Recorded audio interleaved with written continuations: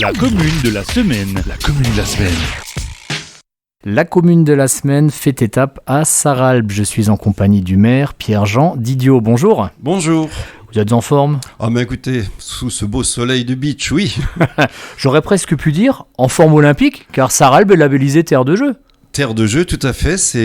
Nous avons été retenus de par les équipements sportifs que nous mettons à disposition. Donc nous attendons effectivement des propositions pour accueillir des équipes. C'est vrai que Sarralbe a été reconnue aussi ville active et sportive. Donc tout cela rentre dans un contexte qui permet de proposer des équipements de qualité et avec un environnement qui est tout à fait accueillant.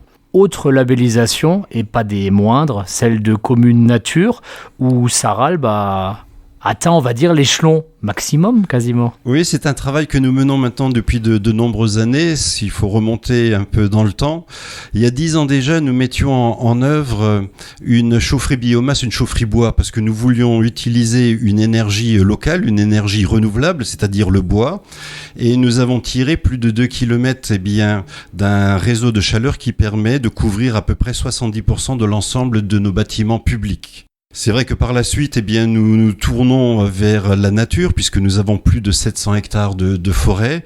Donc il nous semblait important d'engager notre ville dans une démarche effectivement où la nature, qui est très présente à Sarralbe, en dehors de la forêt, nous avons aussi différents cours d'eau, la Sarre, l'Albe, la Rose, un canal de la Sarre qui traverse la ville. Nous avons aussi fait différents parcours de marche, notamment le chemin des Mardelles dans la forêt Saint-Hubert. Donc nous avons effectivement toujours eu la volonté d'inscrire notre commune dans une commune où il y a de l'industrie, où il y a de l'emploi, mais aussi qui soit parfaitement équilibré avec ce côté très nature et la préservation de la nature. Sarralbe est aussi une commune qui a obtenu une 3e fleur. Donc vous voyez, la nature est présente parce que c'est de la qualité de la vie et c'est un mieux vivre aussi pour la population. Et pour cela, il faut une action politique au long cours. Vous qui êtes en place depuis une vingtaine d'années, est-ce que c'est gratifiant de voir cette évolution ? Est-ce qu'on se dit l'investissement paye, le temps qu'on passe paye ? Alors c'est un ensemble qui va vers un même objectif, c'est-à-dire que nous avons des associations qui sont mobilisées dans cette démarche. Nous avons les écoles qui participent aussi, à cette sensibilisation. Les équipes, nos équipes d'ouvriers qui travaillent maintenant sans pesticides depuis déjà un temps certain.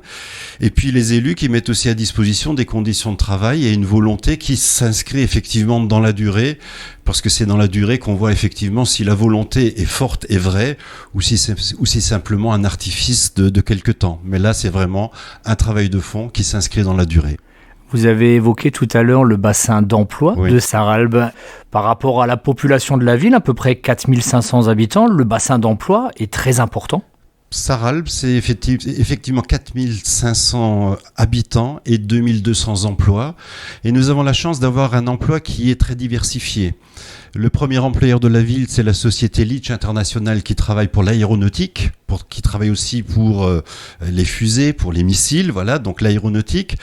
Nous avons de la pétrochimie avec notamment la fabrication de plastique, que ce soit des plastiques qui sont utilisés pour la fabrication des bouteilles de lait ou tous les bouchons que vous avez sur les bouteilles de Coca-Cola, la matière première est fabriquée à Sarralbe.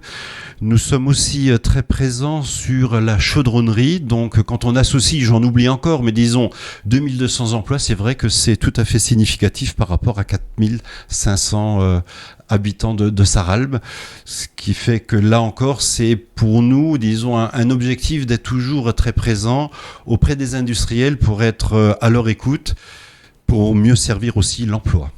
Revenons, si vous le voulez bien, à l'actualité qui est un petit peu triste en ce moment au niveau international. Sarralbe, comme d'autres communes, s'est particulièrement mobilisé pour venir en aide au peuple ukrainien, je crois. Très vite, parce qu'il y a une énorme souffrance, cette guerre est dramatique. Donc il faut que nous ayons des réponses rapides. Donc nous avons déjà fait des propositions en préfecture de Moselle pour mettre à disposition 4 appartements, notamment au-dessus de la mairie et au-dessus de la bibliothèque que nous mettons gratuitement à disposition. Il y a eu aussi une énorme collecte qui allait de vêtements jusqu'à la nourriture et même de médicaments.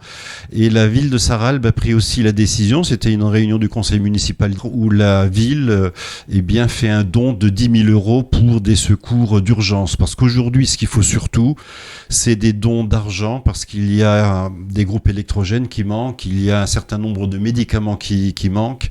Et là, c'est vrai que c'est cet argent qui permettra effectivement de répondre à ces difficultés et à ces attentes du peuple ukrainien, mais surtout aussi pour les pays qui sont en train de les accueillir, et en première ligne, notamment la Pologne et la Roumanie.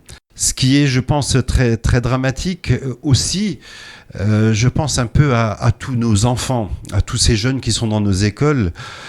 La pandémie, on n'en est pas encore sorti. D'avoir quand même nos enfants, nos petits-enfants qui sont avec des masques dans des cours de récréation devant des enseignants.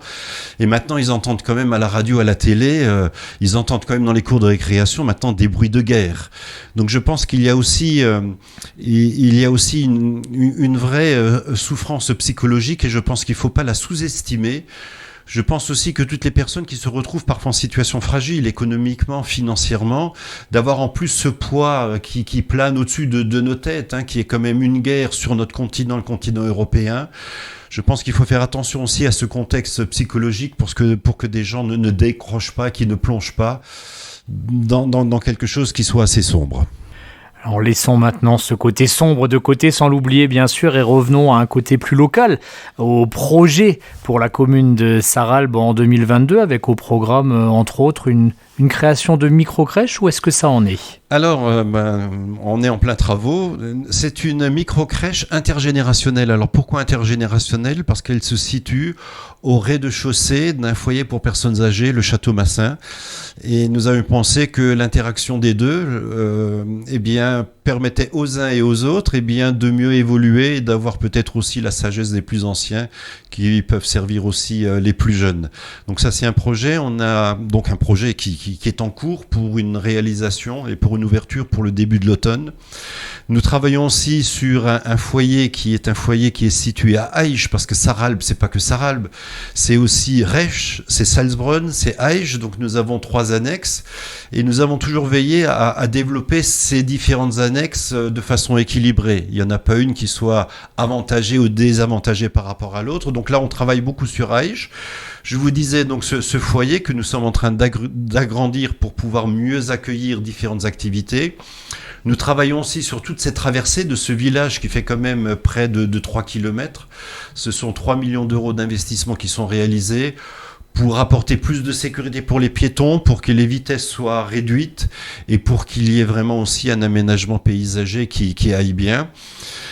Nous abordons aussi la 3e tranche d'un cimetière parce qu'on veut en faire un lieu digne, mais aussi un lieu où les gens pourront venir se promener. Donc on le veut aussi paysager.